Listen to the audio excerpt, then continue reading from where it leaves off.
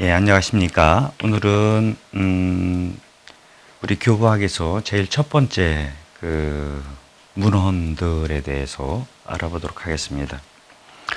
예수님께서는 아무런 책도 남기지 않으셨죠. 그 대신 성령에 의해 인도되는 살아있는 유기체를 남기셨죠. 바로 교회입니다. 당신에 대한 기억과 가르침이 학문으로서의 깨달음의 대상이 아니라 생명을 지닌 체험으로 전달되기를 바라셨기 때문인 것 같아요. 부활하신 주님께서는 제자들에게 나타나셔서 이런 말씀을 하셨습니다. 너희는 온 세상에 가서 모든 피조물에게 복음을 선포하라. 여기서 선포하라라는 말은 그리스 말로 크릭사테라고 합니다. 이 크릭사테는 즉 선포하는 이것은 임금의 메시지를 이제 전하는 것인데, 이 임금의 메시지를 캐리그마라고 합니다. 그 캐리그마를 선포하는 것을 크릭사테라고 이야기를 하는 것이죠. 즉 제자들은 온 세상에 가서 예수님의 주요 메시지인 캐리그마를 크릭사테 이제 하는 임무를 띈 그런 제자들을 특별히 사도라고 합니다. 예수님께서는 너희는 가서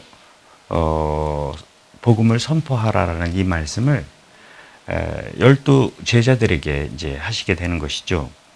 이 12 제자들을 이제 사도라고 이야기를 하는데, 예수님께서는 이 사도들을 3년 동안의 특별한 교육을 통해서 당신의 메시지를 온전히 전수하십니다. 당신의 말씀과 또 모범을 통해서죠.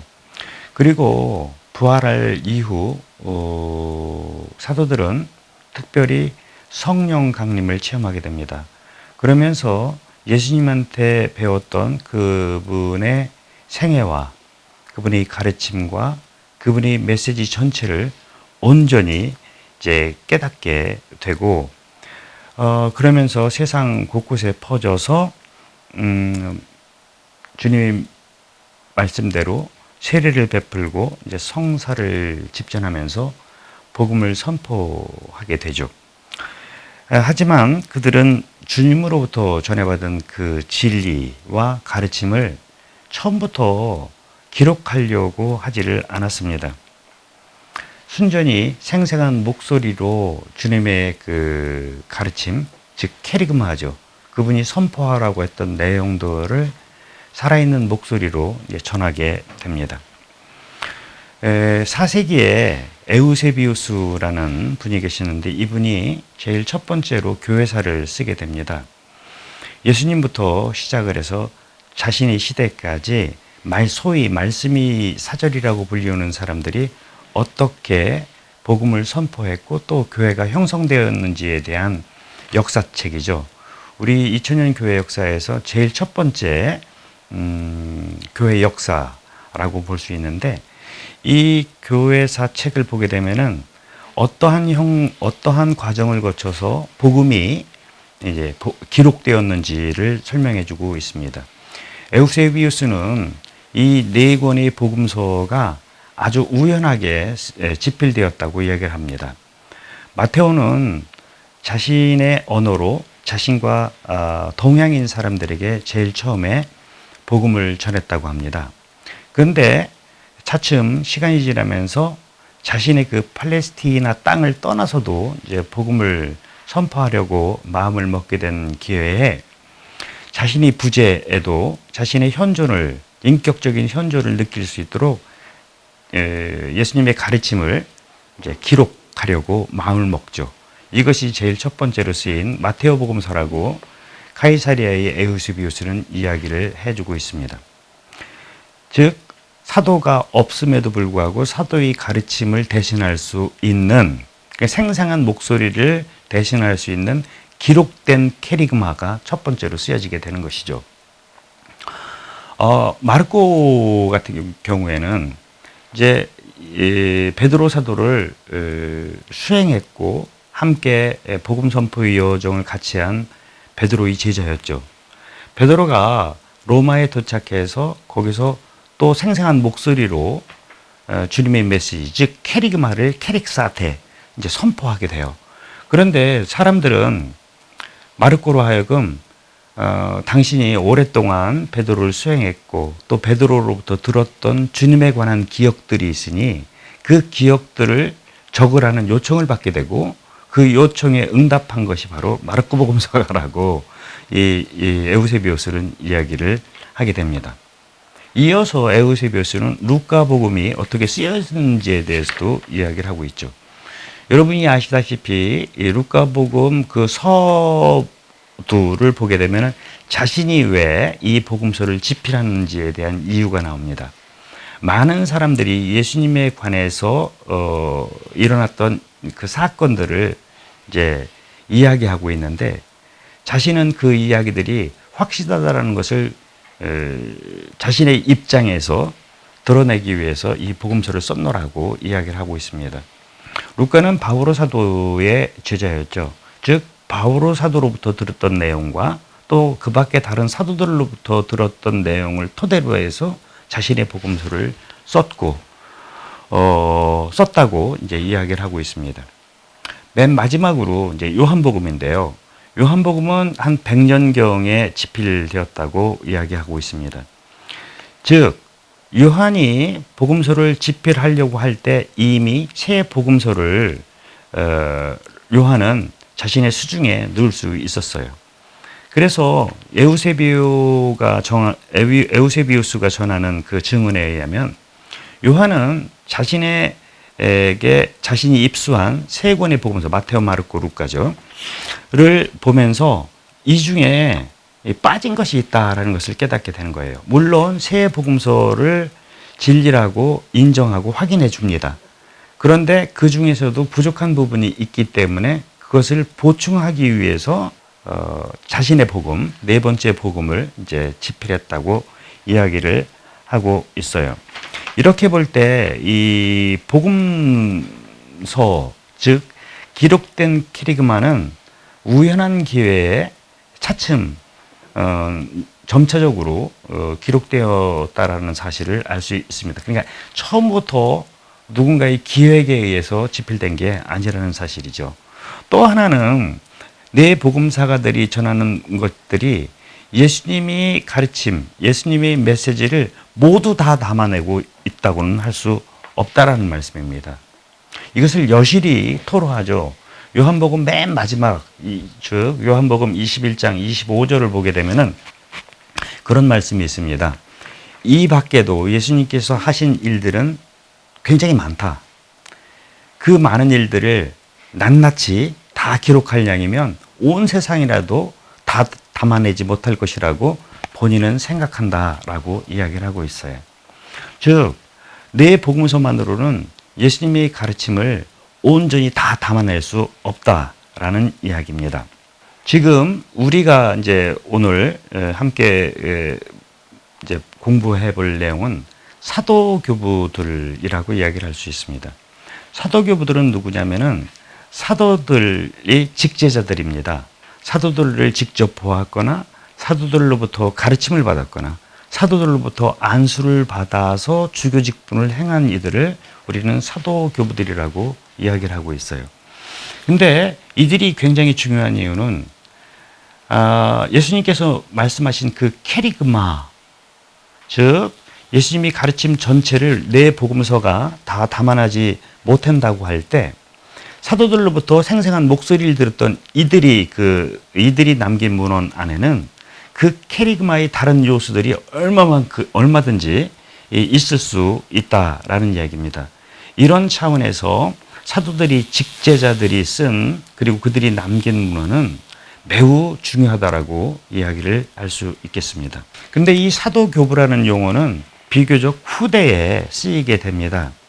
장 바티스트 꼬틀리에라는 분이 1600년경에 아주 오래된 문서들을 한 묶음으로 묶어요. 묶은 그 책 이름을 뭐라고 부르냐면은 라틴 말로는 파트레스 에디 아포스톨리치 이렇게 이야기를 합니다. 이것을 이제 번역하자면은 사도교부들이 시대라는 그런 책 이름이에요. 여기에 몇몇 그 아주 오래된, 그러니까 신약 성경과 거진 비등한 시대에 쓰여졌던 책들을 모았어요. 예를 들자면은 바르나바 서간, 바르나바 아시죠? 그 베드로의 동역자였던 바르나바가 쓴 편지. 세 번째 그 베드로의 후계자였던 로마의 클레멘스 교황이 쓴 편지. 그리고 안티오케의 이냐시오라는 분이 쓴 7통의 편지. 또 헤르마스라는 분이 쓴 목자라는 책 이름을 가진 이 오래된 문헌들. 그리고 폴리카르푸스라는 주교님이 쓴 편지와 그분의 순교록. 이거를 모아가지고 사도교부들의 시대라는 책으로 편집하게 되는데, 조금 후대에 이것을 재판하게 되면서 에비, 이게 시대라는 뜻이거든요. 이 시대라는 말을 빼고 숫제 책 이름을 파트레스 아포스톨리치, 한국말로 하면 사도적 교부들. 그래서 이제 한국말로 그냥 사도교부라고 이렇게 번역할 수 있는 책 이름이 생기면서 요 모음집에 있는 그런 문헌들을 사도교부들의 문헌이라고 이야기를 하고 있습니다. 그 후대에 여기에 증보가 되게 되는데, 다른 문서들이 후대에 발견되게 됩니다. 그로부터 세월이 흘러서 또 다른 그 문서들이 발견되는데, 하나는 파피아스라는 분이 쓴 단편들이 남아 있게 되고요. 또 하나는 디오그네투스에게 보낸 편지라는 책이 발견됩니다.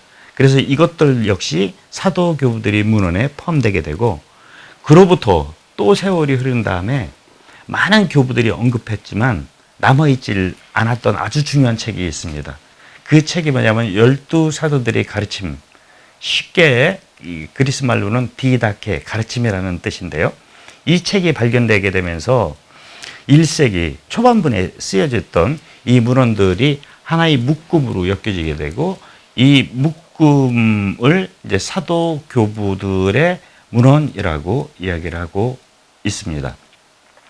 이 사도교부들 혹은 사도교부들이 직접 썼거나 편집한 이 문헌들은 굉장히 중요한 의미를 지니고 있습니다. 시대적으로 어떤 문서들은 신약 성경보다 먼저 쓰여진 책들도, 문서들도 있어요. 예를 들자면은 디다케라는 책 같은 경우에는 90년경에 쓰여졌다고 이야기를 하고 있습니다.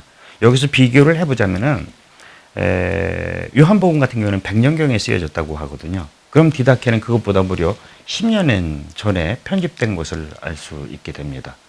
가장 후대에 쓰인 신약성경은 베드로 서간인데 이게 130년이라고 학자들은 이야기를 하고 있어요. 그런 차원에서 볼 때 디다케의 시간적 우위를 우리는 알 수 있게 되고, 그 다음 책으로는 로마의 클레멘스라는 분이 쓴 고린토인들에게 쓴 편지 같은 경우에는 95년경에 쓰였다고 이야기를 하고 있습니다. 제가 이런 말씀을 드리는 이유는 신약성경 27권만으로 우리는 초대교회의 그 모습들을 알 수밖에 없는데, 이것들을 이 사도교부 문헌들은 충분히 보충해주고 있다라고 이야기를 할 수 있겠습니다. 아까 말씀드린 대로 사도들은 예수님의 캐리그마를 온전히 다 전수받았어요. 근데 그들이 받은 그 캐리그마를 온전히 다 글로 기록하지 못했다. 나머지 것들은 어떻게 됐을까? 나머지 것들은 그 사도들의 제자들, 또 제자들의 제자들을 통해서 계속돼서 입으로, 생생한 목소리로 전달되었다라는 거예요. 이것을 우리는 트라디시오 오랄레, 즉 오랄리스, 즉 구전이라고 이야기를 하고 있는데, 아직까지도 기록된 캐리그마보다 이 사도교부 시대에는 이 구전에 의해서 구전의 중요성이 더 강조되던 시기라고 이야기를 할 수 있겠습니다. 이 27권의 책이 성경이 결정된 것은 4세기에 이르게 됩니다. 즉 4세기 이전까지 이 성경에 버금가는 그러한 중요성을 띈 예수 그리스도의 메시지를 알 수 있는 원천으로서 이 사도교부들은 매우 중요하다고 이야기를 할 수 있겠습니다. 이 사도교부들의 문헌을 하나하나 개별적으로 보기에 앞서서 몇 가지 특징을 이야기하자면은 이 책들은 순전히 교회 내에 있는 신자들을 대상으로 한 글들이라는 겁니다. 사변적인 신학이 배제되어 있고 매우 구체적인 사목적 목적을 위해서 이제 이 책들이 쓰여져 있어요. 그래서 교회 안에서의 일치라든지 또 장상에 대한 순명이라든지 그리스도인으로서 마땅히 지켜야 될 윤리 혹은 덕목이라든지 뭐 이런 것들이 있어요. 그러니까 이 사목적인 특징을 가지고 있다라고 얘기할 수 있고, 또 다른 특징은 아직도 임박한 종말이 올 것이라는 임박 종말 기대설이라고 할까요? 이런 그 느낌이 이 사도교부 문헌들 안에는 굉장히 많이 포함되어 있습니다.